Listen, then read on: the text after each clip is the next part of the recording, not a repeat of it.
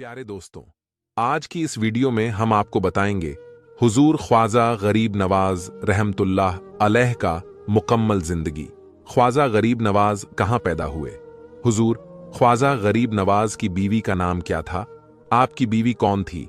आपके कितने बेटे बेटियां थीं? और जब हुजूर ख्वाजा गरीब नवाज हिंदुस्तान आए तो अपने किन किन मुश्किलों का सामना किया? और जब एक हिंदू औरत ने आप पर एक गंदा इल्जाम लगाया, फिर आपने उस औरत के साथ क्या किया? और राजा पृथ्वीराज का आप पर जुल्म, जयपाल जादूगर का जादू का वाकया और भी बहुत सारे वाकया है जो ख्वाजा गरीब नवाज के जिंदगी में पेश आई तमाम वाकयात आज की इस वीडियो में हम आपको बताएंगे। तो आप सभी ख्वाजा गरीब नवाज के चाहने वालों से मेरी गुजारिश है, आप इस वीडियो को आखिर तक जरूर देखिएगा, तभी आपको ख्वाजा गरीब नवाज के मुकम्मल जिंदगी समझ आएगी। तो चलिए अब शुरू करते हैं। प्यारे दोस्तों, हजरत ख्वाजा मोइनुद्दीन चिश्ती अजमेरी रहमतुल्लाह अलैह 14 रजब 536 हिजरी को जुनूबी ईरान के इलाके सीस्तान के एक इंतहाई मजहबी घराने में पैदा हुए। आप नस्ली एतबार से सही उर नसब सैयद थे और आपका शजरा आलिया 12 वास्तों से अमीरुल मोमिनीन हजरत अलीउल मुर्तजा शेर खुदा रजी अल्लाहु ताला अन्हु से जा मिलता है। आपके वालिदे गिरामी ख्वाजा ग्यासुद्दीन हुसैन बहुत दौलतमंद ताजिर और बाअसर शख्स थे, मगर ख्वाजा ग्यास साहिब शरबत होने के साथ साथ एक आबिद और जाहिद शख्स भी थे।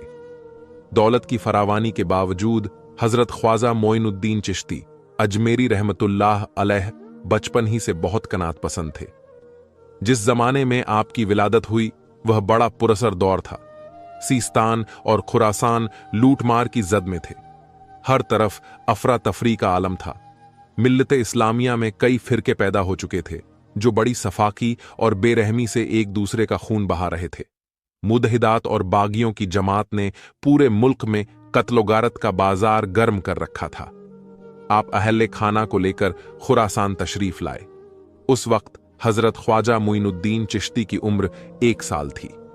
ख्वाजा गयासुद्दीन साहिब का ख्याल था कि उन्हें अर्ज खुरासान में कोई ना कोई घोषाए आफियत जरूर मिल जाएगा, मगर गर्दिशे अय्याम के यहां भी वही तेवर थे। फितने यहां भी सर उठा रहे थे। 549 हिजरी में यह खूनी सैलाब इंसानी सरों से गुजर गया। उस वक्त हजरत ख्वाजा मोइनुद्दीन चिश्ती की उम्र 13 साल थी। हजरत ख्वाजा मोइनुद्दीन चिश्ती अजमेरी रहमतुल्लाह अलैह ने इंतहाई पूरा शोक हालात और आफतों से लड़ते हुए परवरिश पाई और अपनी आंखों से मुसलमानों के खून के दरिया बहते देखे। कभी कभी आप निहायत निकाह तामीज लहजे में अपने वालिदे माजिद ख्वाजा गयासुद्दीन हुसैन साहिब से सवाल करते, बाबा खूनी मुस्लिम की ये अजानी कब तक जारी रहेगी? उमर फरजंद का सवाल सुनकर वालिदे गिरामी रोने लगते और फरमाते, बेटे, यह खूनी हवाएं अहले ईमान के लिए आजमाइश हैं। तुम्हें सब्र से काम लेते हुए अच्छे वक्त का इंतजार करना चाहिए। मगर दोस्तों, फिर एक दिन सब्र की तलकीन करने वाला बाप भी 551 हिजरी को दुनिया से रुखसत हो गया। उस वक्त ख्वाजा मोइनुद्दीन चिश्ती रहमतुल्लाह आले की उम्र सिर्फ 15 साल थी। आप रहमतुल्लाह अलैह इस नाजुक दौर में एक शफीक और मेहरबान बाप के साए से महरूम हो चुके थे। वालिदे गिरामी की रहलत पर आप हर वक्त उदास रहने लगे। ऐसे लम्हात में आपकी वालिदाएं माजदा हजरत बीबी नूर रहमतुल्लाह अलैह ने बड़ी इस्तेकामत का सबूत दिया और बड़े हौसले के साथ बेटे को समझाया, ए फरजंद, जिंदगी के सफर में हर मुसाफिर को तन्हाई की अजियतों से गुजरना पड़ता है। अगर तुम अभी से अपनी तकलीफों का मातम करने बैठ गए तो जिंदगी के दुश्वार गुजार रास्ते कैसे तय करोगे? उठो और पूरी तवानाई से अपनी जिंदगी का सफर शुरू कर दो। अभी तुम्हारी मंजिल बहुत दूर है। ये वालिद से मोहब्बत का सबूत नहीं कि तुम दिन रात उनकी याद में आंसू बहाते रहो। औलाद की वालिदैन के लिए हकीकी मोहब्बत यह होती है कि वह अपने हर अमल से बुजुर्गों के ख्वाब की ताबीर पेश करें। तुम्हारे बाप का एक ही ख्वाब था कि उनका बेटा इल्म फजल में कमाल हासिल करे। चुनांचे तुम्हें अपनी तमाम तर सलाहियतें तालीम के हुसूल के लिए सर्फ कर देनी चाहिए। मादरे गिरामी की तसल्लियों से हजरत ख्वाजा मोइनुद्दीन चिश्ती अजमेरी रहमतुल्लाह अलैह की तबीयत संभल गई और आप ज्यादा शौक से इल्म हासिल करने लगे। मगर सुकून और राहत की यह मोहलत भी ज्यादा तवील ना थी। मुश्किल से 1 साल ही गुजरा होगा कि आपकी वालिदा हजरत बीबी नूर रहमतुल्लाह अलैहा भी ख्याल की हकीकी से जा मिली। अब हजरत ख्वाजा मोइनुद्दीन चिश्ती इस दुनिया में अकेले रह गए। वालिदे गिरामी की वफात पर एक बाग और एक आटा पीसने वाली चक्की आपको विरसे में मिली। वालिदैन की जुदाई के बाद बागबानी का पेशा आपने इख्तियार कर दिया। दरख्तों को खुद पानी देते, जमीन को हमवार करते, पौधों की देखभाल करते, हत्ता के मंडी में जाकर खुद ही फल भी फरोख्त करते थे। आप कारोबार में इस कदर महाव हो गए कि आपका तालीमी सिलसिला मुनक़दी हो गया। आप रहमतुल्लाह अलैह को इसका बड़ा अफसोस था, लेकिन यह एक ऐसी फितरी मजबूरी थी जिसका बज़ाहिर कोई इलाज मुमकिन नहीं था। आप अक्सर औकात अपनी इस महरूमी पर गौर करते। जब कोई हल नजर ना आता तो शायद मायूसी के आलम में आसमान की तरफ देखते और रोने लगते। ये खुदा के हुजूर बंदे की एक खामोश इल्तिजा थी। एक दिन हजरत ख्वाजा मोइनुद्दीन चिश्ती अपने बाग में दरख्तों को पानी दे रहे थे कि इधर से मशहूर बुजुर्ग हजरत इब्राहिम कुंदुजी रहमतुल्लाह अलैह का गुजर हुआ। आपने बुजुर्ग को देखा तो दौड़ते हुए चले गए और हजरत इब्राहिम कुंदुजी रहमतुल्लाह अलैह के हाथों को बोसा दिया। हजरत इब्राहिम कुंदुजी रहमतुल्लाह अलैह एक नौजवान की इस जोशे अकीदत से बहुत मुतासिर हुए। उन्होंने कमाल शफकत से आपके सर पर हाथ फेरा और चंद दुआइयां कालेमात कहकर आगे जाने लगे तो आपने हजरत इब्राहिम कुंदुजी रहमतुल्लाह अलैह का दामन थाम लिया। हजरत इब्राहिम कुंदुजी रहमतुल्लाह अलैह ने मोहब्बत भरे लहजे में पूछा, ए नौजवान, क्या चाहते हो? ख्वाजा मोइनुद्दीन चिश्ती ने अर्ज की कि आप चंद लम्हे मेरे बाग में और क़ियाम फरमा लें। कौन जानता है कि यह शहादत मुझे दोबारा नसीब होती है या नहीं। आपका लहजा इस कदर अकीदतमंदना था कि हजरत इब्राहिम रहमतुल्लाह अलैह से इनकार ना हो सका और आप बाग में बैठ गए। फिर चंद लम्हों बाद ख्वाजा मोइनुद्दीन चिश्ती अंगूरों से भरे हुए 2 थाली लाए। उन्हें हजरत इब्राहिम कुंदुजी रहमतुल्लाह अलैह के सामने रख दिया और खुद दस्त बस्ता खड़े हो गए। इस उम्र में शहादत मंडी और अकीदत मंडी का बेमिसाल मुजाहिरा देखकर हजरत इब्राहिम कुंदुजी रहमतुल्लाह अलैह बेहद हैरान थे। उन्होंने चंद अंगूर उठाकर खा लिए। हजरत इब्राहिम कुंदुजी रहमतुल्लाह अलैह के इस अमल से आपके चेहरे पर खुशी का रंग उभर आया। यह देखकर हजरत इब्राहिम कुंदुजी रहमतुल्लाह अलैह ने फरमाया, ए मोइनुद्दीन, बैठ जाओ। आप दो जान होकर बैठ गए।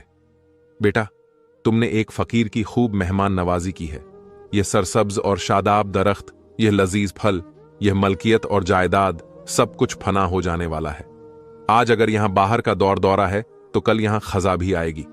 यही गर्दिशे रोजो शब है और यही निजाम कुदरत भी। तेरा ये बाग वक्त की तेज आंधियों में उजड़ जाएगा।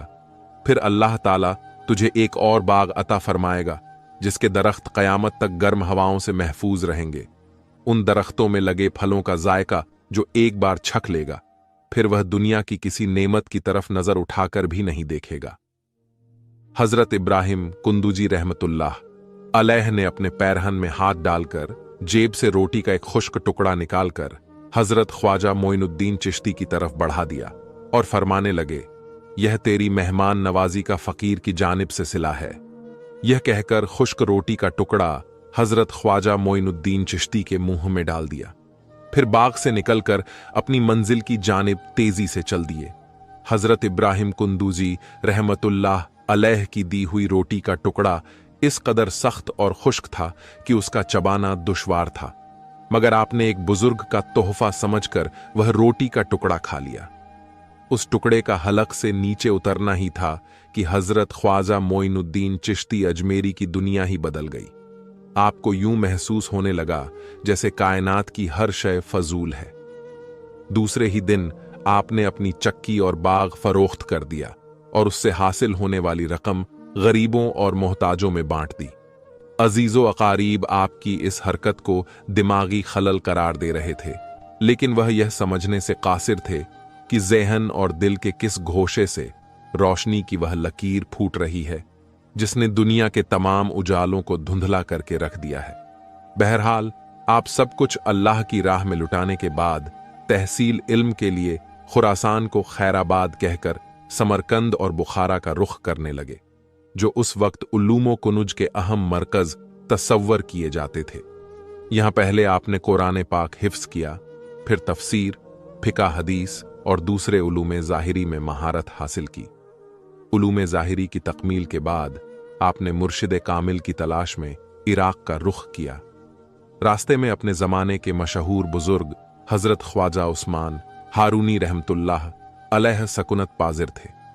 ख्वाजा मोइनुद्दीन कुछ दिन तक एक आम तालिबे इल्म की हैसियत से हज़रत ख्वाजा उस्मान हारूनी रहमतुल्लाह अलैह की खिदमत में हाजिर होते रहे, मगर शेख ने कोई तवज्जो न दी। पहले कदरे मायूस हुए। बहरहाल, एक मौका पाकर आपने दिल की बात शेख से कह डाली। आपने अपने शेख से कहा कि मेरी दिल्ली तमन्ना है कि आप मुझे मुस्तकिल गुलामी का शरफ बख्श दें। इस पर हजरत ख्वाजा उस्मान हारूनी रहमतुल्लाह अलैह ने फरमाया, ए फर्जंद, मुझसे अपना ही बोझ नहीं उठाया जाता, तुम्हारा कैसे उठाऊंगा। दरअसल शेख आपको टालना चाहते थे, लेकिन आप मुसलसल इसरार फरमाते रहे। फिर एक दिन हजरत ख्वाजा उस्मान हारूनी रहमतुल्लाह अलैह ने आपको अपने हल्का इरादत में शामिल कर लिया। हजरत ख्वाजा मोइनुद्दीन चिश्ती अजमेरी रहमतुल्लाह अलैह अपने मुर्शिद की खिदमत में तकरीबन 2.5 साल रहे। आप अपने पीरो मुर्शिद की खिदमत के लिए सारी सारी रात जागते रहते कि मुर्शिद को किसी चीज की जरूरत ना पड़ जाए। फिर एक दिन हजरत ख्वाजा साहब को मुर्शिद पाक ने सीने से लगाकर हाथ आसमान की तरफ उठा दिए और दुआ फरमाई, ए खुदा, उल जलाल मोइनुद्दीन को कबूल फरमा ले।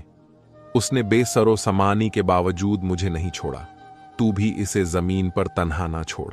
अभी दुआ के अल्फाज मुकम्मल भी ना हो पाए थे कि हजरत ख्वाजा मोइनुद्दीन चिश्ती रहमतुल्लाह अलैह बारिश ए नूर में नहा गए। एक तेज श्वास दिल और दिमाग को रोशन करती गुजर गई और आपकी आंखों के सामने से तमाम हिजाबात उठ गई। मोइनुद्दीन, अब क्या नजर आता है? हजरत उस्मान हारून ने आपसे फरमाया। मोइनुद्दीन चिश्ती जवाब में कहने लगे, आपके सदक्के में अर्श से ताहतुक सारा तक देख रहा हूं। मुर्शिद कामिल ने कहा, अल्लाह का शुक्र है कि तुम सैराब हो गए हो, वरना इश्क के शहरा में लोग एक बूंद के लिए जिंदगी भर तरसते रहते हैं। फिर आपके पास जो शख्स भी निगाह करम की भीख मांगने आता तो आप फरमाते कि मेरे पास जो कुछ था वह मैंने मोइनुद्दीन को अता कर दिया है। सुभान अल्लाह। प्यारे दोस्तों, एक और रिवायत के मुताबिक हजरत ख्वाजा उस्मान हारूनी रहमतुल्लाह अलैह हजरत ख्वाजा मोइनुद्दीन चिश्ती रहमतुल्लाह अलैह को लेकर मक्का मुकर्रमा हाजिर हुए। खाना काबा का तवाफ करने के बाद आपने बुलंद आवाज में फरमाया, या इलाही, मोइनुद्दीन हाजिर है, अपने इस अजीज बंदे को शारफे कबूलियत अता फरमा। जवाब में निदाए इलाही सुनाई दी, हमने इसे कबूल कर लिया, बेशक यह मोइनुद्दीन है। फिर मक्का मुकर्रमा से मदीना मुनव्वरा तशरीफ ले गए। फिर जैसे ही सरकारे दो आलम सल्लल्लाहु अलैहि वसल्लम की कुर्बत हासिल हुई, हजरत ख्वाजा उस्मान हारूनी रहमतुल्लाह अलैह ने ख्वाजा मोइनुद्दीन चिश्ती को हुक्म दिया, मोइनुद्दीन आका नामदार सल्लल्लाहु अलैहि वसल्लम के हुजूर सलाम पेश करो। हजरत ख्वाजा मोइनुद्दीन चिश्ती अजमेरी रहमतुल्लाह अलैह ने गदाज़े क्लब के साथ लरजती हुई आवाज में कहा, अस्सलामु अलैकुम या सैयदुल मुरसलीन। वहां मौजूद तमाम लोगों ने सुना। रौजाए रसूल से जवाब आया, वालेकुम अस्सलाम या सुल्तानुल हिंद। इसके बाद मुर्शिद ने हजरत ख्वाजा मोइनुद्दीन चिश्ती अजमेरी रहमतुल्लाह अलैह को मुबारकबाद देते हुए फरमाया, मोइनुद्दीन, तुम खुशनसीब हो कि तुम्हें दोनों मकामात पर कबूलियत की सनद अता हुई। आइंदा बुत खाना हिंद तुम्हारी सरगर्मियों का मरकज होगा। अगरचे वहां कुफ्र की गहरी तारीकी फैली है, लेकिन तुम वहां इस्लाम की शमा रोशन करने में कामयाब हो जाओगे।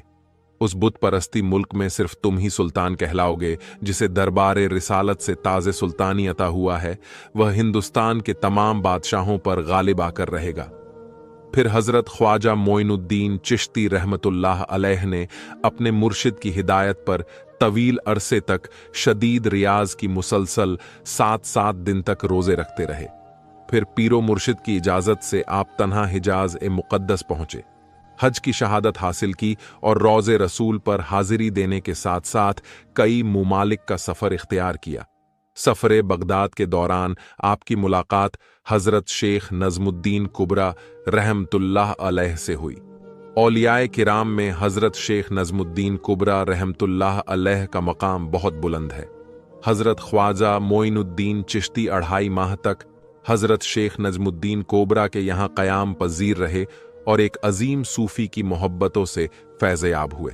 इसके बाद ख्वाजा मोइनुद्दीन चिश्ती बगदाद में हज़रत शेख अब्दुल कादिर जिलानी रहमतुल्लाह अलैह की खिदमत में हाजिर हुए।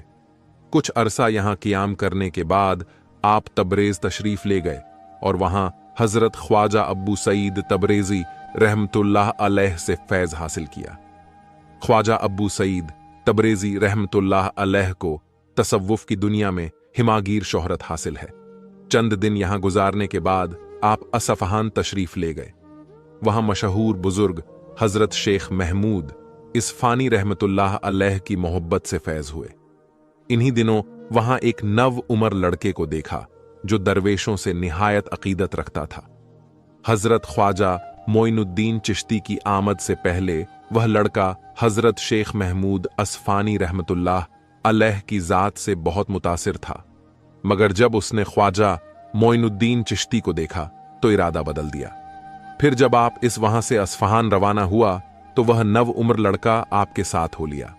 यही ना, उमर लड़का हज़रत मोइनुद्दीन चिश्ती की सोहबत में औलिया ए हिंद का ताजदार बना, जिसे दुनिया हज़रत कुतुबुद्दीन बख्तियार काकी रहमतुल्लाह अलैह के नाम से जानती है। आप गंज शकर हज़रत बाबा फरीद के मुर्शिद और हज़रत निज़ामुद्दीन औलिया के दादा व मुर्शिद हैं। बहरहाल हज़रत मोइनुद्दीन चिश्ती अस्फहान अरकान तशरीफ़ ले आए। यहाँ आपने 2 साल वाज फरमाया, यानी इस्लाम की तबलीग की और हज़ारों इंसानों को राह रास्त पर लाए। फिर ईरान के शहर स्तराबाद तशरीफ़ लाए। उन दिनों वहाँ एक मर्द कामिल हज़रत शेख नसीरुद्दीन रहमतुल्लाह अलैह क़याम पज़ीर थे, जिनका 2 वास्तों से सिलसिला हज़रत बायज़ीद बस्तानी रहमतुल्लाह अलैह से जा मिलता है। चंद माह यहाँ हज़रत शेख नासिरुद्दीन रहमतुल्लाह अलैह से रूहानी फैज़ हासिल किया। फिर हिरात का कसरत किया। यह शहर ईरानी सरहद के करीब अफ़गानिस्तान में वाक़े है, जहाँ हज़रत ख्वाजा अब्दुल्ला अंसारी रहमतुल्लाह अलैह के मज़ार मुबारक पर आपका क़याम था।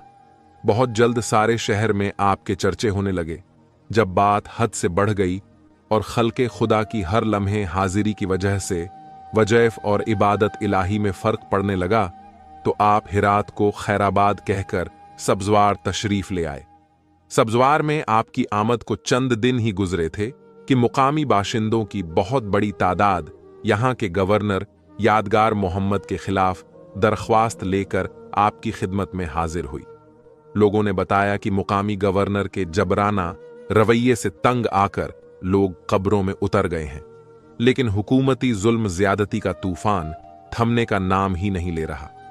लोगों ने इल्तजा भरे लहजे में आपसे दरख्वास्त की कि आप इस जालिम गवर्नर के हक में दुआ फरमाएं कि अल्लाह उसे हिदायत दे दे और उसकी जुल्म सामान्य से अहले शहर को निजात मिल जाए।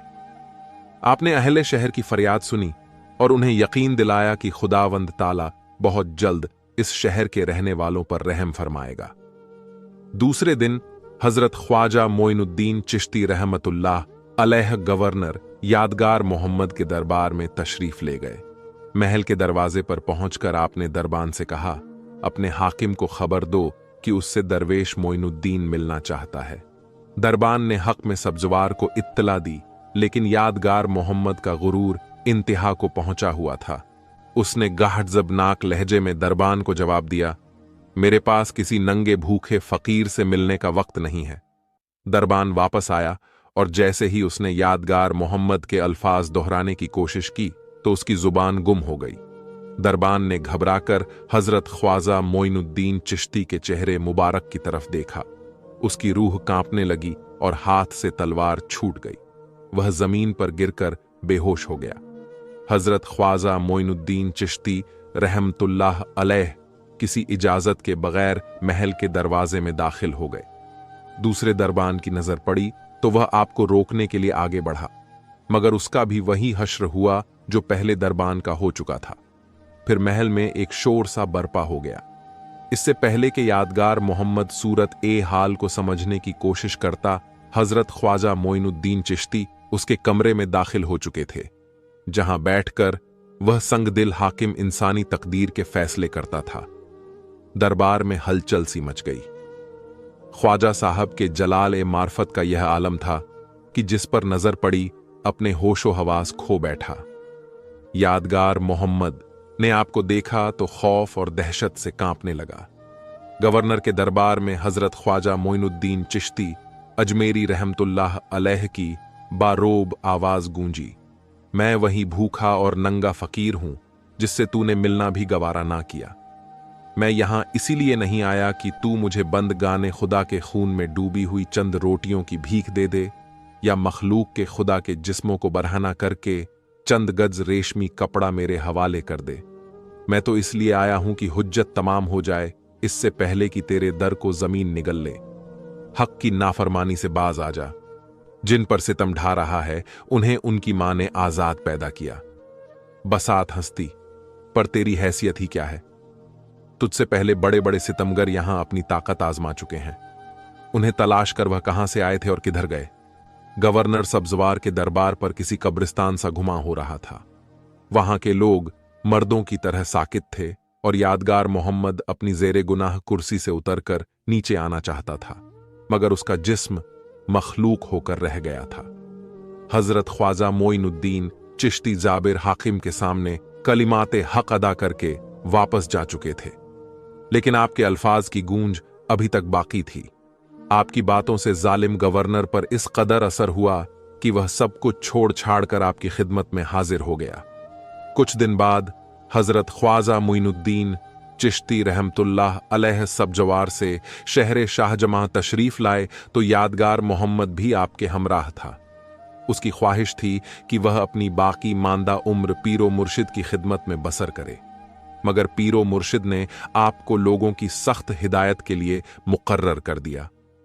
असारे शादमान नामी इलाके से रुखसत होकर हजरत ख्वाजा मोइनुद्दीन चिश्ती बल्ख तशरीफ लाए और हजरत शेख अहमद खिज्र रहमतुल्लाह अलैह की खानकाह पर क़याम फरमाया, जहां हकीम ज़ियाउद्दीन बल्खी ने आपके हाथ पर बेयत की। बल्ख के बाद कुछ अरसे तक आपने गजनी में क़याम फरमाया, जहां एक रात आपने ख्वाब में हुजूर पुर नूर सरकारे दो आलम सल्लल्लाहु अलैहि वसल्लम को देखा। रसूल अकरम सल्लल्लाहु अलैहि वसल्लम ने हजरत ख्वाजा मोइनुद्दीन चिश्ती रहमतुल्लाह अलैह को अपनी दुआओं से सरफराज किया और हिंदुस्तान जाने की हिदायत फरमाई। आपको दरबारे रिसालत से सुल्तान उल हिंद का खिताब पहले ही मिल चुका था, लेकिन रवानगी का हुक्म अब मिला था। आकाए नामदार मदीने के ताजदार, हम गरीबों के गम खुसार, दोनों आलम के सरदार जनाबे मोहम्मदूर रसूल अल्लाह सल्लल्लाहु अलैहि वसल्लम की इजाजत पाते ही आप 586 हिजरी को लाहौर तशरीफ लाए और सबसे पहले हजरत दातागंज बख्श रहमतुल्लाह अलैह का फैज हासिल करने के बाद मुल्तान चले गए, जहां आपने 5 साल तक काम किया और संस्कृत जबान सीखी, क्योंकि आप हिंदू कौम के सामने इस्लामी तालीमात पेश करने वाले थे। इसलिए मुकामी लोगों की जुबान जानना आपके लिए बेहद जरूरी था। मुल्तान के बाद दिल्ली की सरजमीन पर तशरीफ ले आए। यहां सबसे लाडले मुरीद हजरत कुतुबुद्दीन बख्तियार काकी रहमतुल्लाह अलैह को छोड़कर खुद अजमेर शरीफ के खित्ते जमीन को तबलीग के लिए मुस्तकिल तौर पर मुंताखिब फरमा लिया। जमाना कदीम में अजमेर को जहांगीर, चिराग जैन, अजमेर और जोधपुर के नाम से पुकारा जाता था। इस शहर को बसाने वालों में राजा जयपाल का नाम लिया जाता है, लेकिन उस वक्त अजमेर पर पृथ्वीराज चौहान की हुक्मरानी थी। ख्वाजा मोइनुद्दीन चिश्ती रहमतुल्लाह अलैह ने अजमेर शहर के नवाह में एक झोपड़ी बनाई। उस झोपड़ी में नमाज का मुसल्ला, पानी का बर्तन और एक जोड़ा लिबास मौजूद था, और यही आपका कुल असासा था। शुरू में मुकामी लोग आपको जोगी या साधु समझते रहे, लेकिन जब लोगों ने आपको करीब से देखा तो वजह कथा के एतबार से आप हिंदुस्तानियों से मुख्तलिफ दिखाई दिए। फिर एक दिन कुछ राजपूत आपकी झोपड़ी में दाखिल हुए। उस वक्त हजरत ख्वाजा मोइनुद्दीन चिश्ती रहमतुल्लाह अलैह जिक्र इलाही में मशगूल थे। राजपूत खामोशी से बैठे रहे, यहां तक कि आप नमाज वजैफ से फारिग हो गए। आपने उन राजपूतों से आने की वजह पूछी तो राजपूतों ने कहा कि हम कुछ दिनों से आपको जंगल बयाबान में मसरूफ इबादत देख रहे थे, इसलिए जानना चाहते हैं कि आप कौन हैं और कहां से आए हैं और यहां आने का मकसद क्या है। आपने जवाब में फरमाया कि मैं मुसलमान हूं और तुम्हें अल्लाह का पैगाम पहुंचाने आया हूं। मुसलमान का नाम सुनकर राजपूत चौंक उठे। क्या तुम शाहबुद्दीन गौरी की गांव से हो? आपने फरमाया, हां, वह मेरा दीनी भाई है। गौरी तो अपने हमराह एक लश्कर जर्रार लेकर आया था, मगर मैं तुम्हारे दरमियान तन्हा हूं। फिर भी तुम्हें खुदा का पैगाम सुनाऊंगा और तुम्हें वह पैगाम सुनना होगा। अगर तुम अपने कान बंद कर लोगे तो तुम्हारी समातों में सिखात पड़ जाएंगे। वह पैगाम तुम्हारे दिल की गहराइयों में उतर कर रहेगा। जाओ, अपने घरों के दरवाजे बंद कर लो, दिलो दिमाग पर पहरे बिठा दो, मगर वह रोशनी की लकीर आहनी दरवाजों से गुजर कर भी तुम तक पहुंच जाएगी। यह एक बड़ा दावा था जो एक सरकश कौम के दरमियान किया जा रहा था। एक राजपूत को आपकी बात नागवार गुजरी। उसने तल्ख लहजे में कहा कि हम अपनी जमीन पर यह सब कुछ बर्दाश्त नहीं कर सकते। आपने फरमाया कि यह जमीन अल्लाह की है। अगर किसी इंसान की मलकियत होती तो तुम्हारे बाप दादा मौत का जायका न चखते या जमीन को उठाकर अपने साथ ले जाते। आपका यह जवाब सुनकर राजपूतों ने कहा कि हम किसी अल्लाह को नहीं जानते। जमीनों आसमान पर हमारे देवताओं की हुकूमत है। यहां तुम्हारे रहने की एक ही सूरत हो सकती है कि तुम दोबारा अपनी जुबान पर अल्लाह ताला का नाम ना लाओगे। इस पर आपने फरमाया, मैं तो उसी के नाम से जिंदा हूं और तुम्हें भी उसी के नाम की बरकत से जिंदा करने आया हूं। एक राजपूत ने अल्लाह का पैगाम वो सुनने की फरमाइश की जिसे आप सुनने के लिए अजमेर शरीफ तशरीफ लाए थे। आपने सूरह इखलास पढ़कर उसका तर्जुमा संस्कृत जुबान में सुना दिया और फरमाया कि अल्लाह को सबसे नापसंद अपने ही हाथों से बनाए हुए बुतों की परस्तिश है। मिट्टी के जो बुत एक जगह से दूसरी जगह खुद गर्दिश नहीं कर सकते, वह तुम्हारी मदद क्या करेंगे। यूं आपने अजमेर शरीफ में पहली अजान दे दी थी। ख्वाजा मोइनुद्दीन चिश्ती रहमतुल्लाह अलैह की जुबान से अपने बुतों के खिलाफ अदा होने वाले अल्फाज सुनकर राजपूत गुस्से में लाल पीले हो गए और तलवारें बेनाम हो गईं। वह आपको तहत करना चाहते थे क्योंकि आपने उनके रूबरू उनके बुतों की उनकी झूठी खुदाओं की तौहीन कर दी थी। जब हजरत ख्वाजा मोइनुद्दीन चिश्ती रहमतुल्लाह अलैह ने पहली बार जलाल भरे लहजे में देखा तो राजपूतों के जिस्म पर खौफ तारी हो गया। तलवारें हाथ से छूट गईं।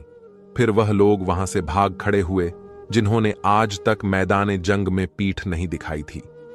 जब शहर में एक मुसलमान फकीर की हैबत की शोहरत सुनाई दी तो बड़ी तादाद में राजपूत जमा होकर इंतकाम के इरादे से आपकी झोपड़ी में आ पहुंचे। उस वक्त आप नमाज की अदायगी में मशगूल थे। राजपूतों ने म्यान से तलवार निकालकर नमाज के दौरान ही आपको कत्ल करना चाहा, लेकिन तलवार ने एक बार फिर नियमों से निकलने से इनकार कर दिया। उनके जिस्मों पर एक बार फिर लज्जत तारी हो गया और वह राजपूत फरार होते हुए चीख रहे थे कि यह तो जादूगर है।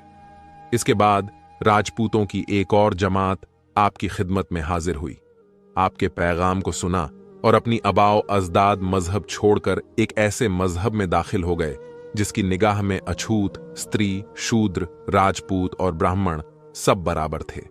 कुफ्र के गले में पहला शिगाफ पड़ चुका था।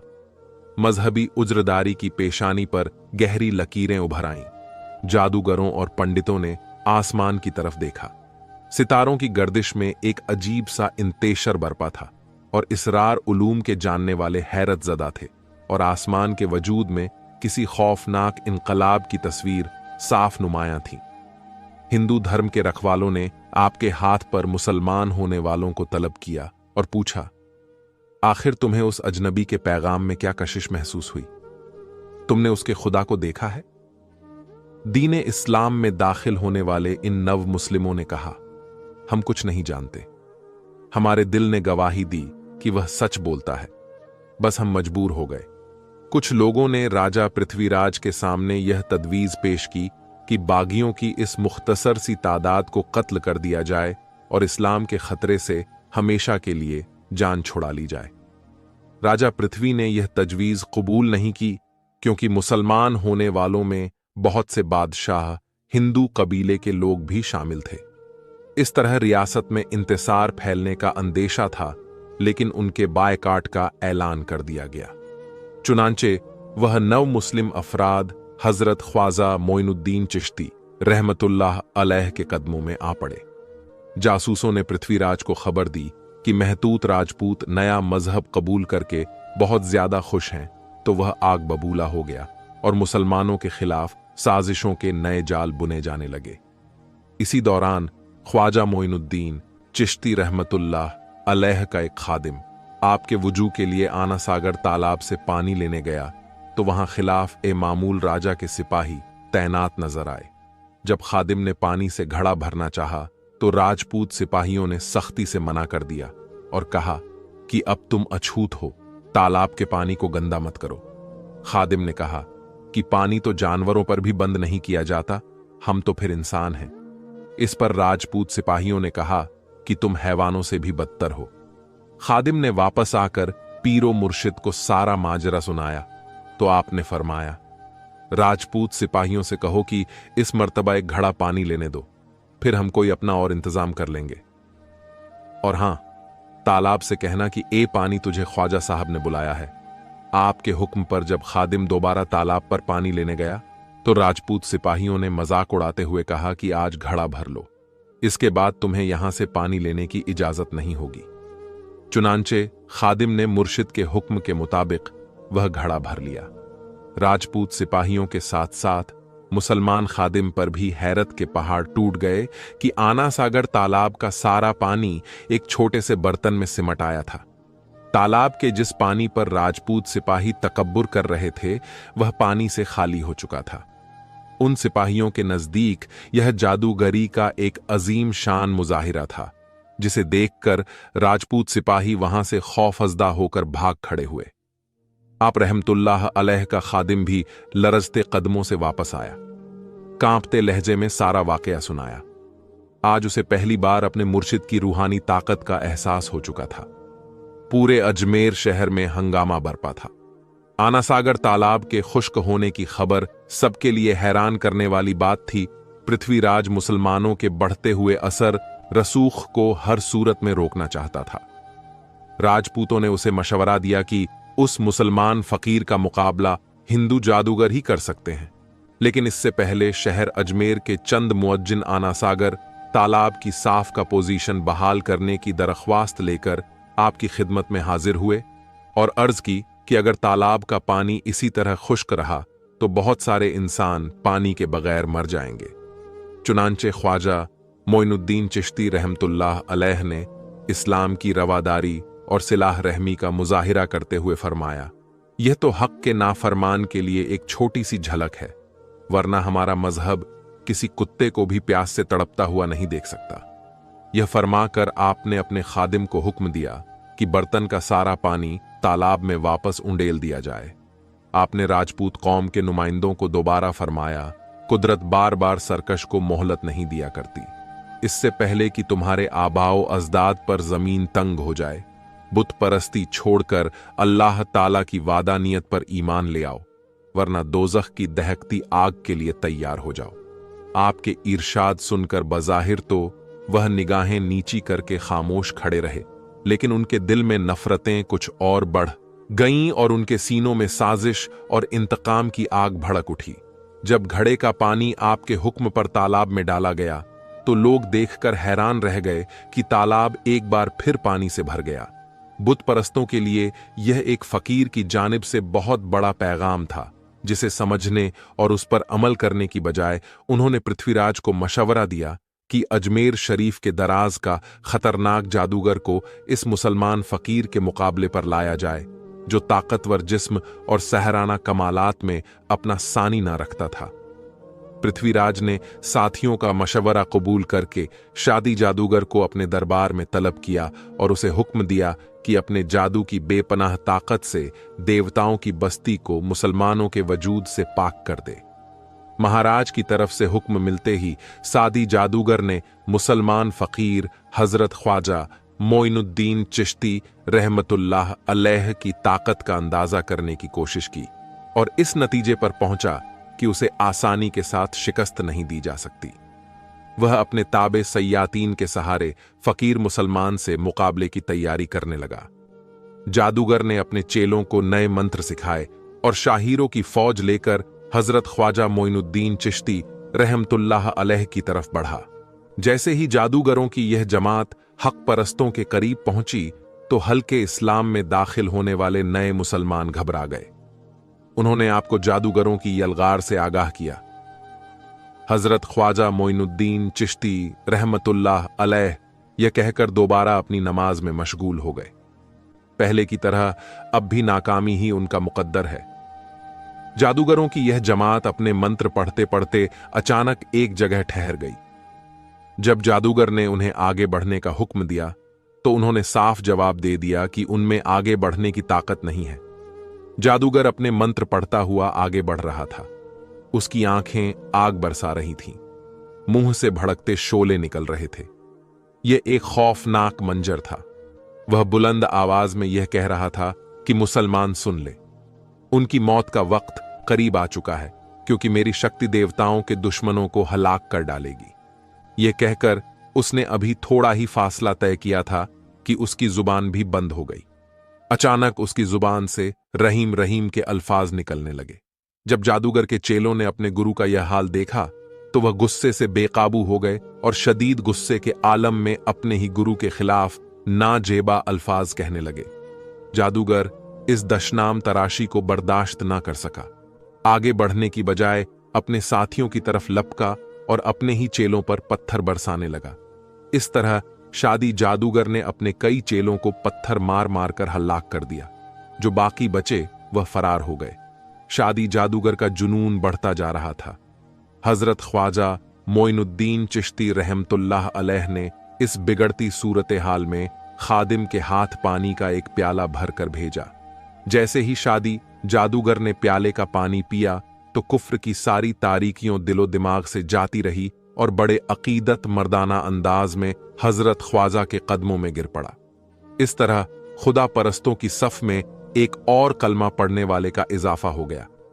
जब यह खबर पृथ्वीराज तक पहुंची तो कहर आलूद लहजे में अपने मुसाफिरों से मुखातिब हुआ, मैं आखिर कब तक इस आफत नादानी को बर्दाश्त करता रहूंगा।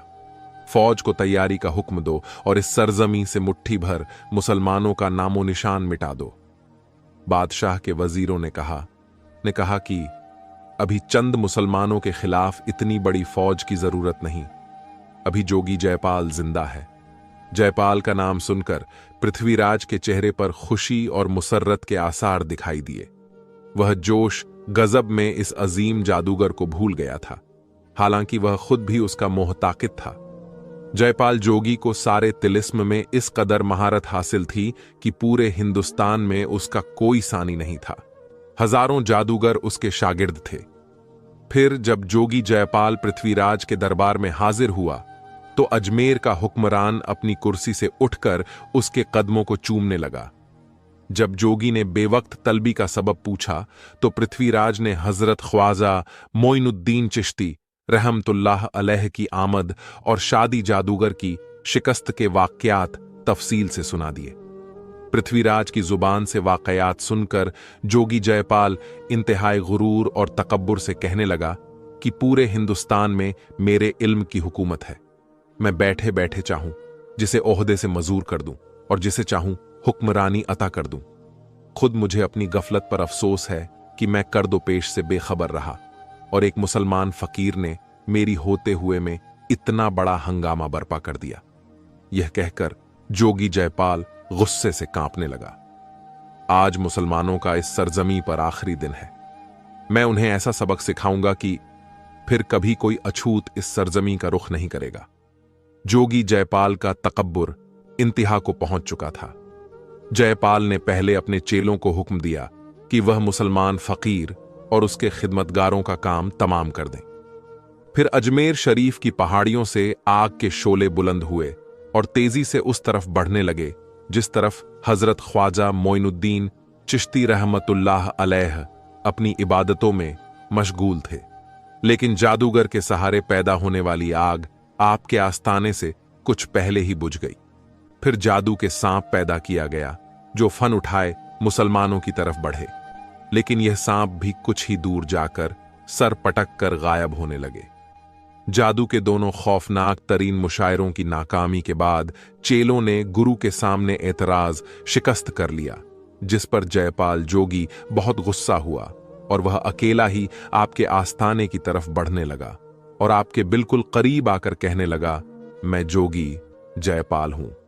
हिंदुस्तान के तमाम दरियाओं, पहाड़ों, जंगलों और शहरों पर मेरे जादू की हुकूमत है।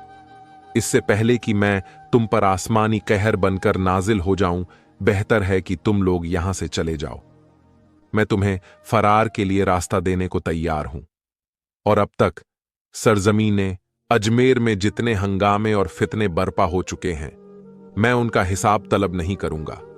आप रहमतुल्लाह ने जोगी को मुखातिब करते हुए फरमाया कि हम यहां से जाने के लिए नहीं आए। अल्लाह ताला ही बेहतर जानता है कि आसमानी कहर किस पर नाजिल होता है।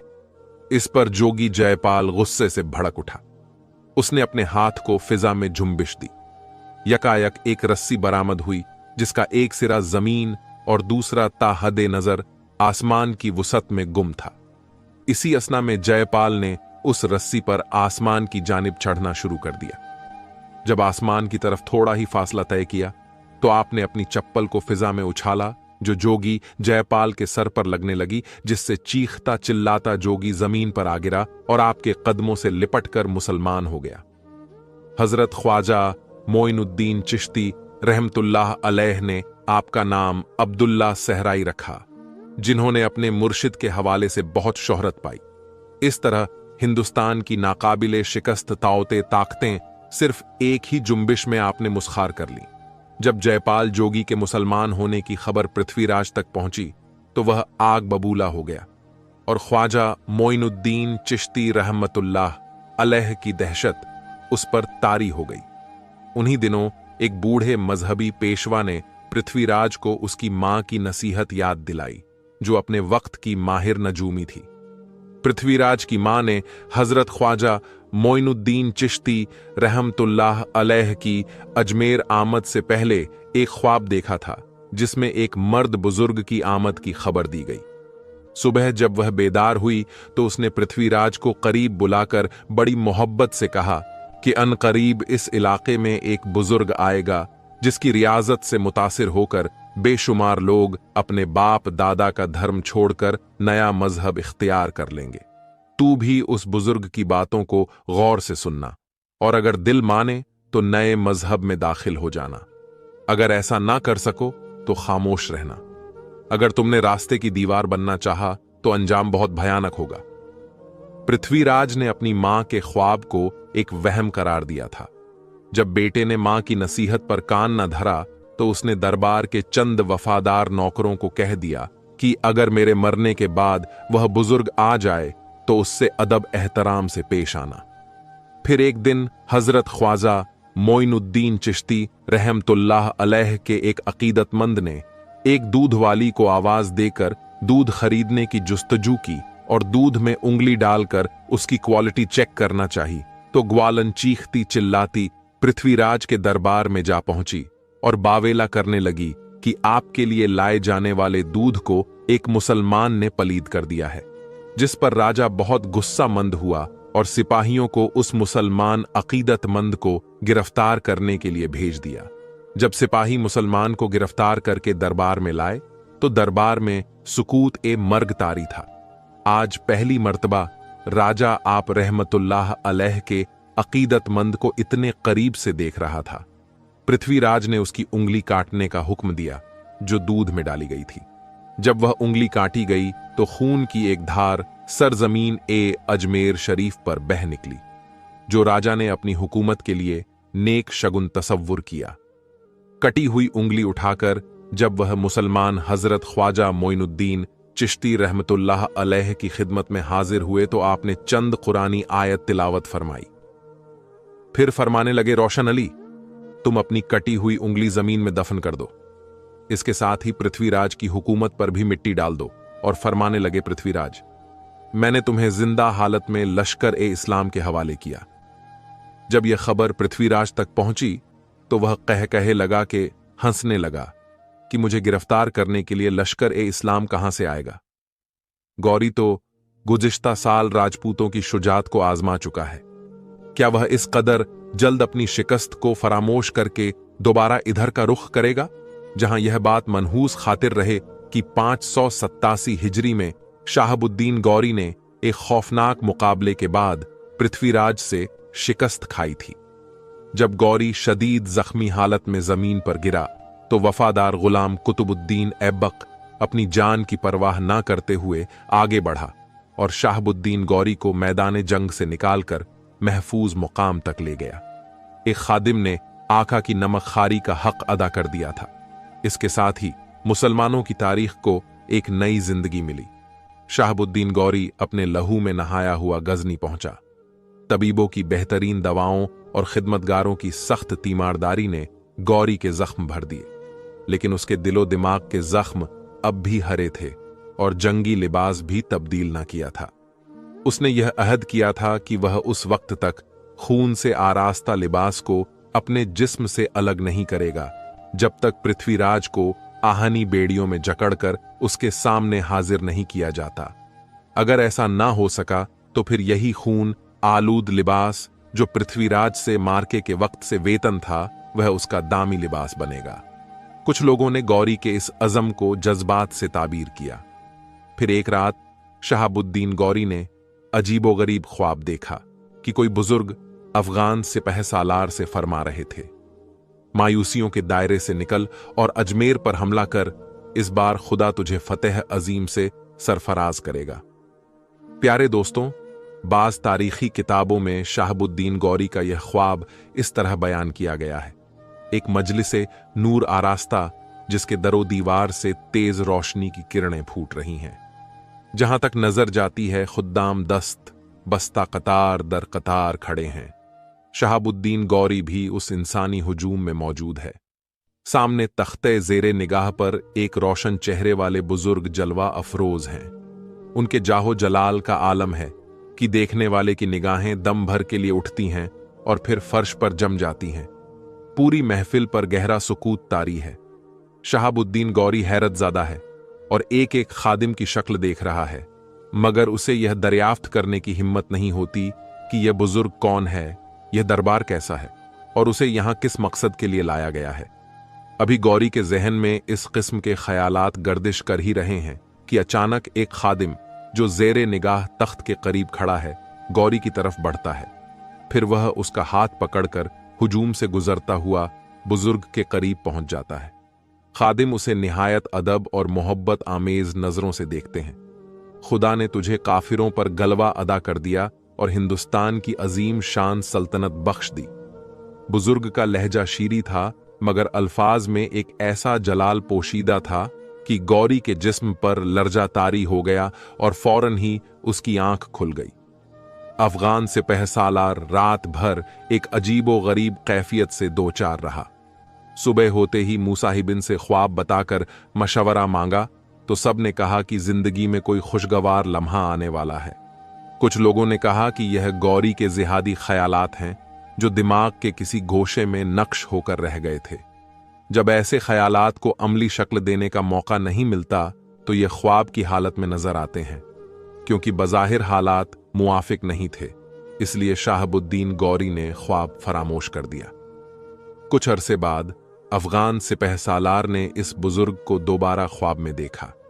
इस बार वह बुजुर्ग इंतहाई पुरजलाल लहजे में फरमा रहे थे, ए इस्लाम के जामबाज, फर्जंद ख्यालात के तिलिस्म से निकल और अपनी आंखों से कुदरत की करिश्मा साजिशों का तमाशा देख।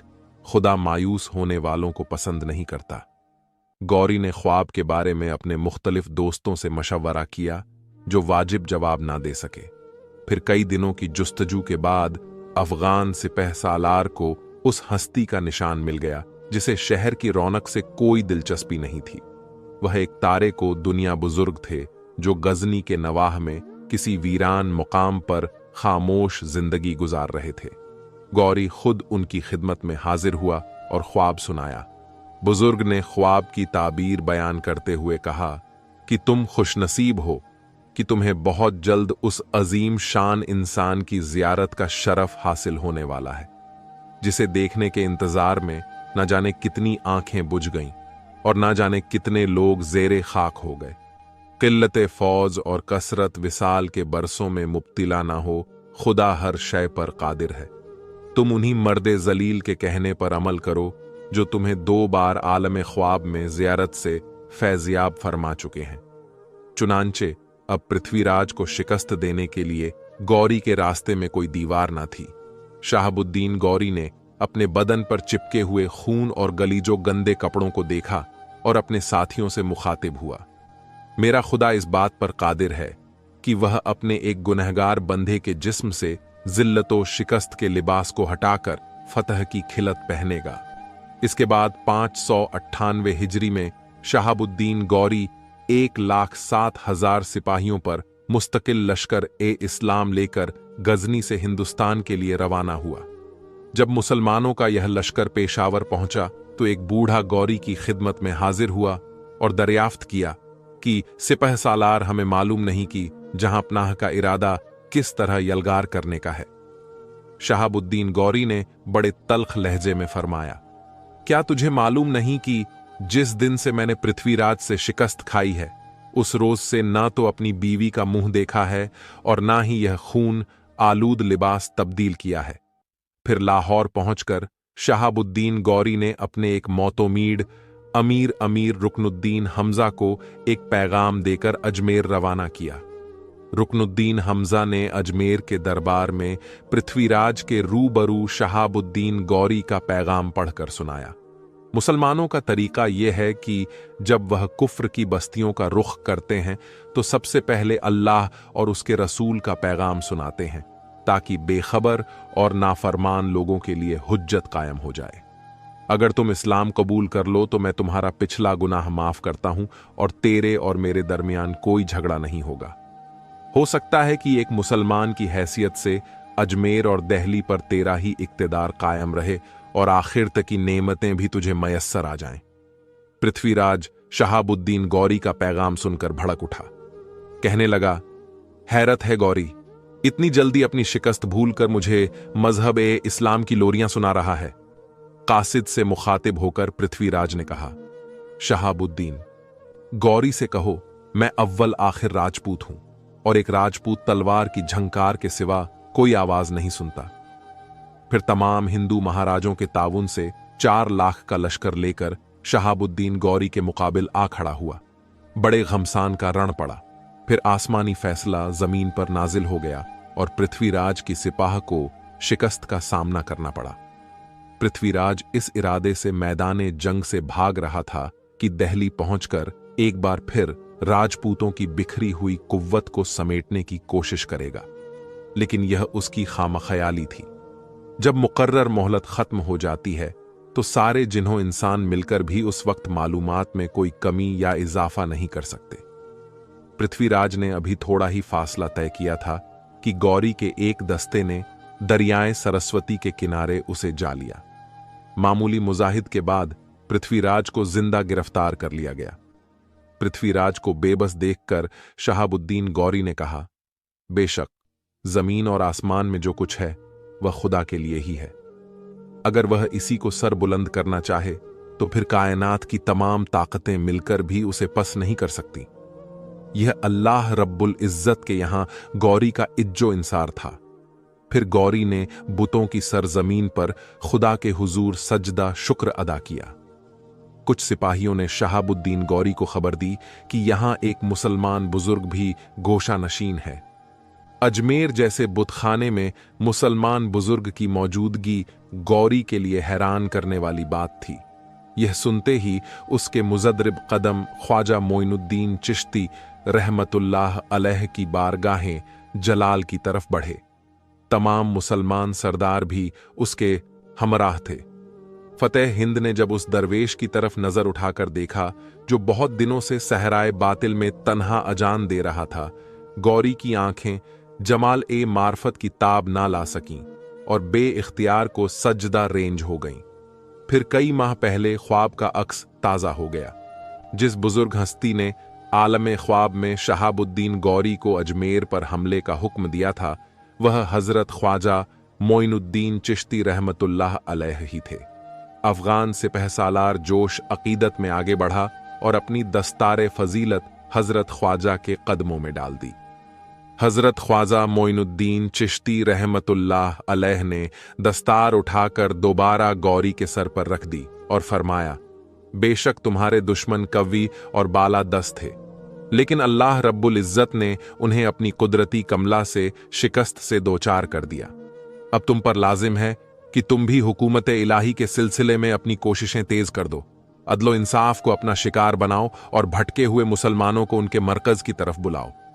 इस अजीम शान फतह के बाद शहाबुद्दीन गौरी मफतूहा इलाकों का इंतजाम अपने वफादार गुलाम कुतुबुद्दीन ऐबक के सुपुर्द करके खुद पृथ्वीराज को जिंदा लेकर गजनी वापस चला गया। अजमेर शरीफ की सरजमी तमाम नापसंदीदा अनासिर से पाक हो चुकी थी और अजमेर समेत पूरे हिंदुस्तान पर मुसलमानों का कब्जा हो चुका था। हजरत ख्वाजा मोइनुद्दीन चिश्ती अजमेरी रहमतुल्लाह अलैह बड़े शेर पाक हिंद की इसलिए भी अजीम रूहानी हस्ती करार पाते हैं कि उन्होंने अपनी जिंदगी में 50 करोड़ कुफ्फार को मुसलमान किया। आप सरापा मोहब्बत के जमाल थे। इसी हवाले से हिंदू और मुसलमान आपको ख्वाजा गरीब नवाज भी कहकर पुकारते थे। ख्वाजा गरीब नवाज रहमतुल्लाह अलैह की चश्मे करम ने अजमेर के बाशिंदों की दुनिया ही बदल डाली। बुत परस्त अपने सनम खानों को तोड़कर मस्जिद तामीर कर रहे थे। सूदखोरी जिनका आबाही मजहब था, वह अपनी जिंदगी का तमाम सरमाया अल्लाह की राह में लुटा रहे थे। जिनके बाजारे हवस में इंसानी इज्जत आबरू की बोलियां लगाई जाती थीं, वह नामों से जंग के मुहाफिज बन गए। पीपल के दरख्तों, जहरीले सांपों, उड़ते हुए परिंदों, घास चरते हुए जानवरों और बहते दरियाओं को खुदा मानने वाले अब एक माबूद के सामने सजदा कर रहे थे। ये सब कुछ हजरत ख्वाजा मोइनुद्दीन चिश्ती रहमतुल्लाह अलैह का फैजान ए नजर था। फिर आप कुछ अरसे के लिए अपने मुरीद ए खास और खलीफा अकबर हजरत ख्वाजा कुतुबुद्दीन बख्तियार काकी रहमतुल्लाह अलैह के बेहद इसरार पर दिल्ली तशरीफ ले गए, तो उस वक्त तक सुल्तान कुतुबुद्दीन ऐबक ने इस्लामी सल्तनत की सरहदें दूर दूर तक फैला दी थीं। आपने दिल्ली पहुंचते ही सबसे पहले नमाज ए शुक्र अदा की, जहां आप कई माह तक क़याम वजीर रहे। उन्हीं दिनों एक और वाकया पेश आया। प्यारे दोस्तों, वाक्य कुछ इस तरह से है। हजरत ख्वाजा मोइनुद्दीन चिश्ती अजमेरी रहमतुल्लाह अलैह अपने खलीफा अकबर हजरत ख्वाजा कुतुबुद्दीन बख्तियार काकी रहमतुल्लाह अलैह और दूसरे फुकरा के हमराह दिल्ली के साथ जंगल की सैर कर रहे थे कि अचानक एक नौजवान शहसवार सामने से आता दिखाई दिया। लेकिन जैसे ही वह सवार आपके करीब पहुंचा तो अदब से घोड़े के नीचे उतर आया और अदब से सलाम करने के बाद दूर तक बड़े अदब से पैदल चलता रहा। फिर दोबारा घोड़े पर सवार हो गया और आंधी की तरह जंगल में गायब हो गया। ख्वाजा मोइनुद्दीन चिश्ती अजमेरी रहमतुल्लाह अलैह अचानक ठहर गए और बहुत देर तक रास्ते को देखते रहे जिधर से नौजवान गुजरा था।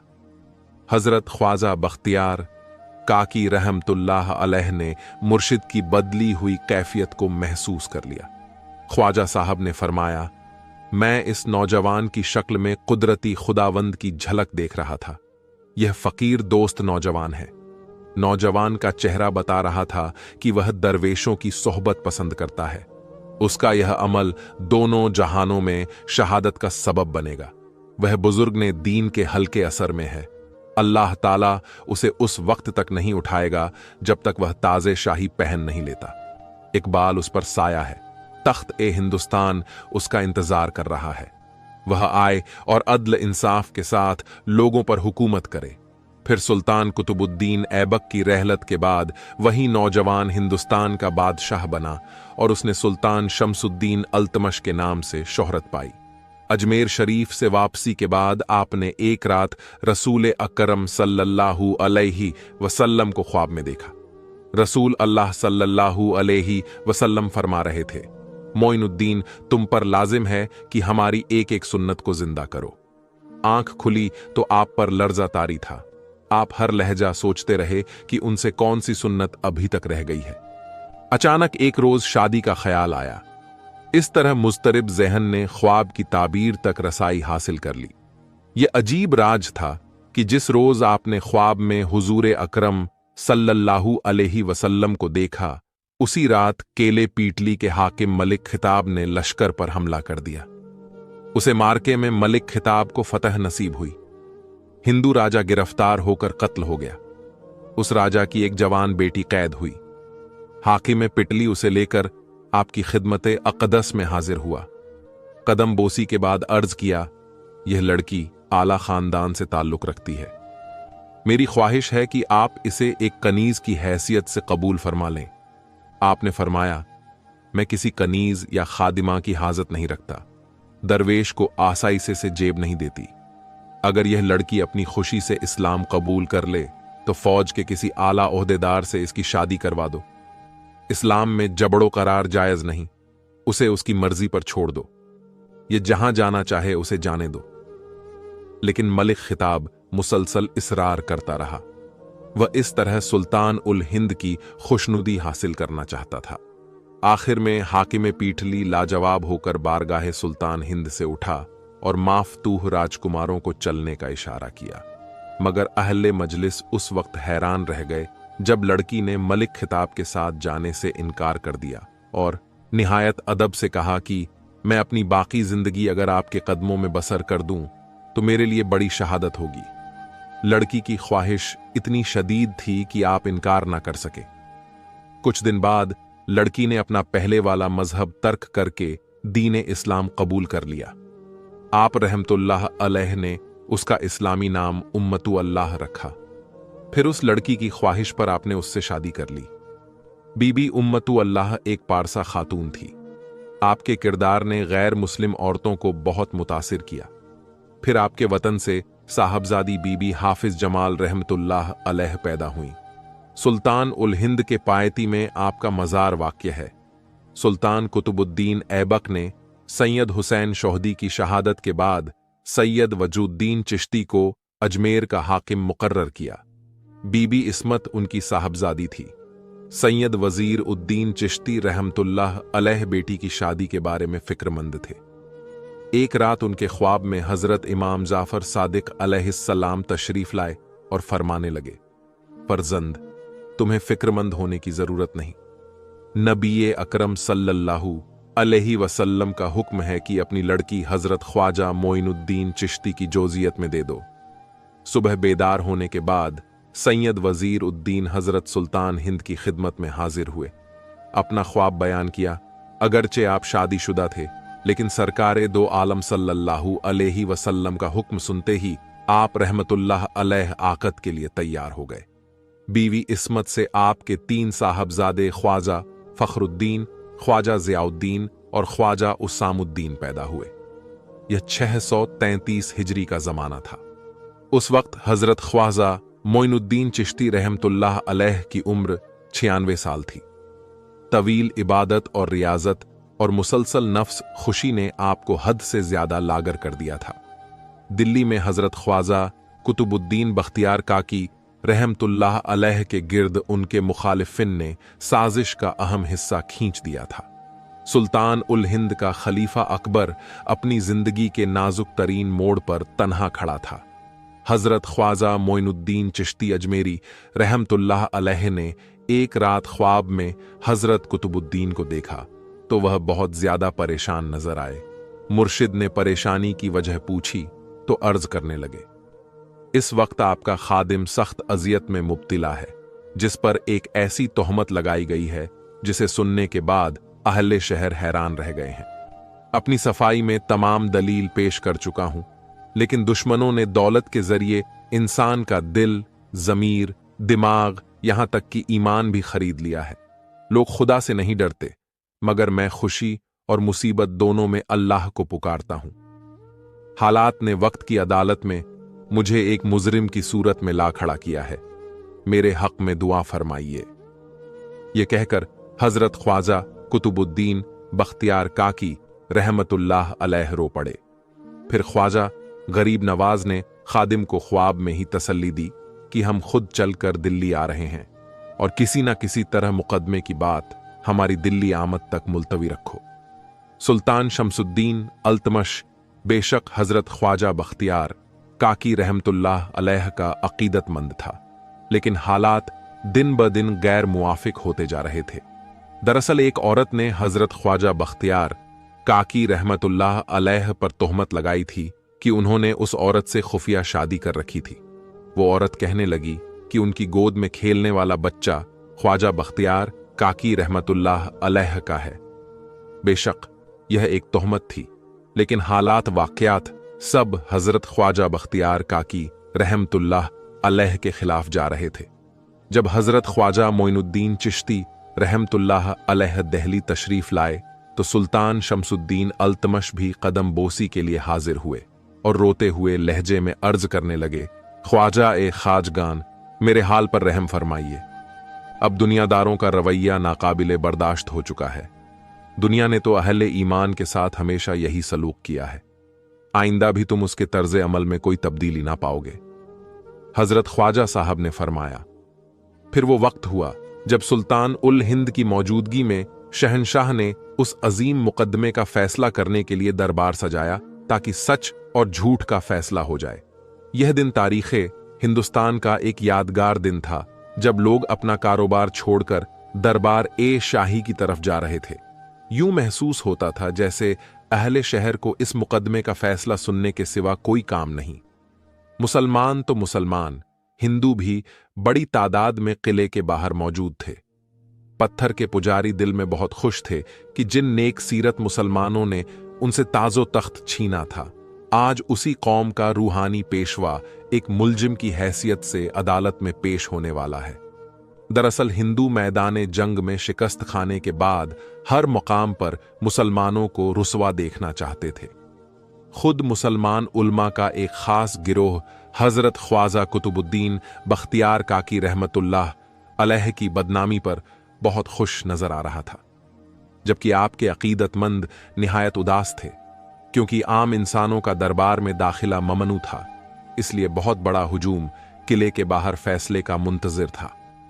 कुछ देर बाद हजरत ख्वाजा मोइनुद्दीन चिश्ती अपने खलीफाए अकबर हजरत ख्वाजा बख्तियार काकी के हमराह तशरीफ लाए तो किले के बाहर खड़े हजारों इंसानों ने ताजीम और अकीदत में सर झुका ली। सुल्तान अल्तमश हजरत ख्वाजा मोइनुद्दीन चिश्ती को शाही इजाजो एहतराम के साथ लाना चाहते थे, मगर आपने इसीलिए इनकार कर दिया कि इस तरह सुल्तान की जानिबदारी का इजहार होगा और अदालत का वकार मजरूह होगा। फिर जैसे ही सुल्तान उल हिंद ख्वाजा गरीब नवाज और उनके खलीफाए अकबर दरबार में दाखिल हुए तो सभी लोगों पर लर्जा तारी हो गया। सुल्तान अल्तमश अपनी नशे से खड़ा हो गया। तमाम उमरा ने भी बादशाह की तकलीफ की, यहां तक कि काजी अदालत को भी अपने फरमा रवा की ताजीम के लिए उठना पड़ा। फिर ख्वाजा गरीब नवाज ने काजी से मुखातिब करते हुए फरमाया, क्या मुद्दई औरत और उसका बच्चा हाजिर है? काजी ने जवाब दिया, जी हां मां बेटा, दोनों अदालत में मौजूद हैं। चंद लम्हों में वो औरत इस तरह दरबार सुल्तानी में हाजिर हुई कि सर से पांव तक चादर में लिपटी हुई थी और उसकी गोद में 2 माह का दूध पीने वाला बच्चा था। औरत आहिस्ता आहिस्ता चलती हुई काजी के सामने आकर ठहर गई। दरबार में मौजूद हर शख्स साकित था।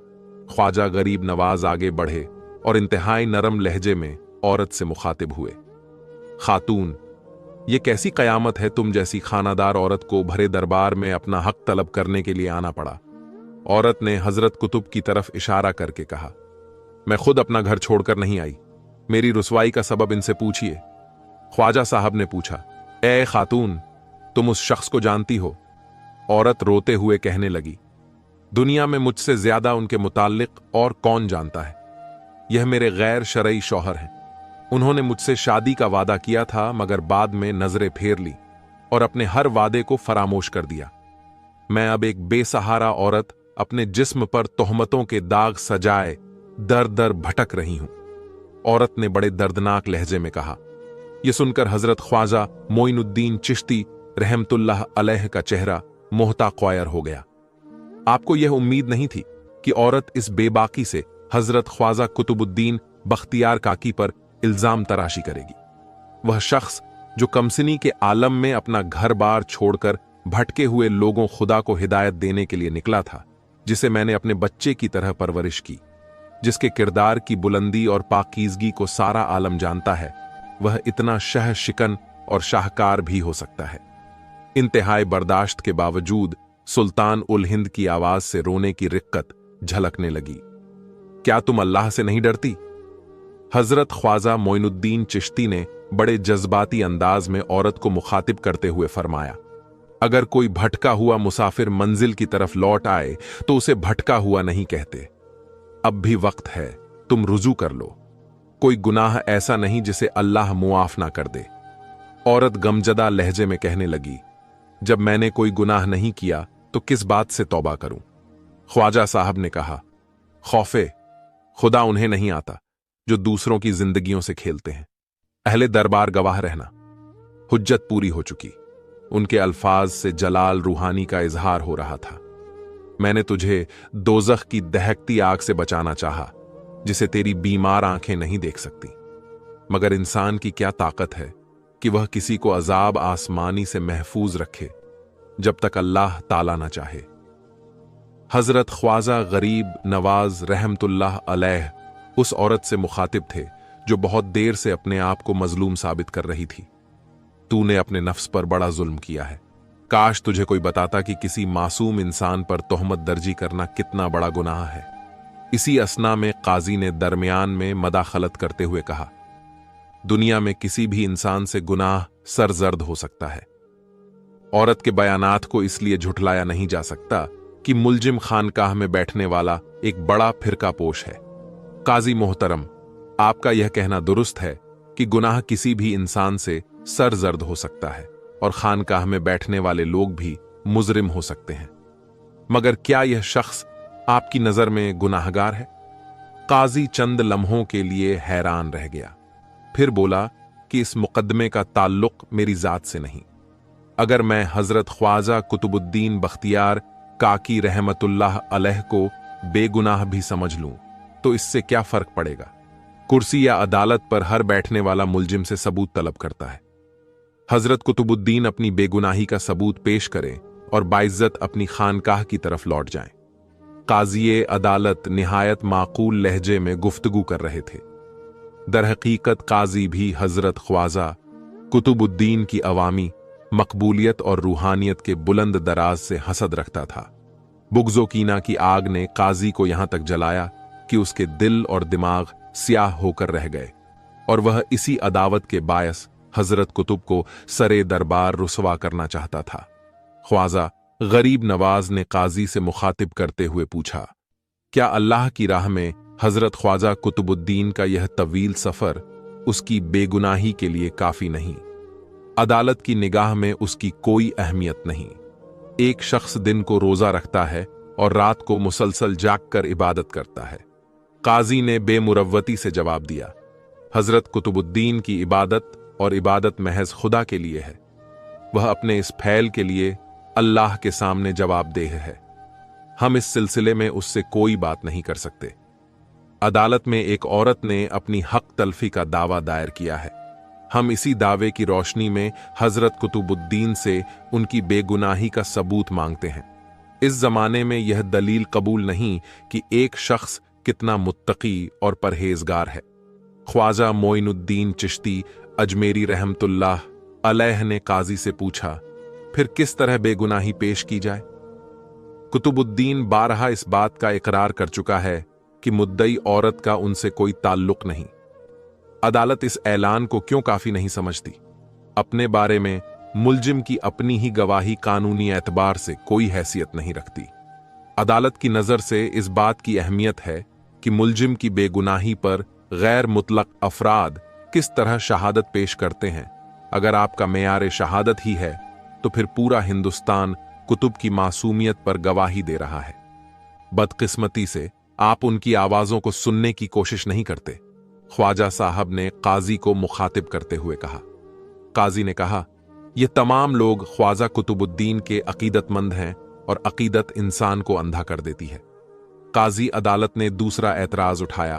ख्वाजा गरीब नवाज रहमतुल्लाह अलैह कहने लगे, अगर आप हजरत कुतुबुद्दीन की गवाही को कबूल नहीं करते तो औरत की तरफ से 4 गवाह पेश करो जो खानकाह के एक घोषे में बैठने वाले हीरका पोश की गैर शरई बीवी को साबित करें। फिर औरत के 4 गवाहों को दरबार सुल्तानी में पेश किया गया।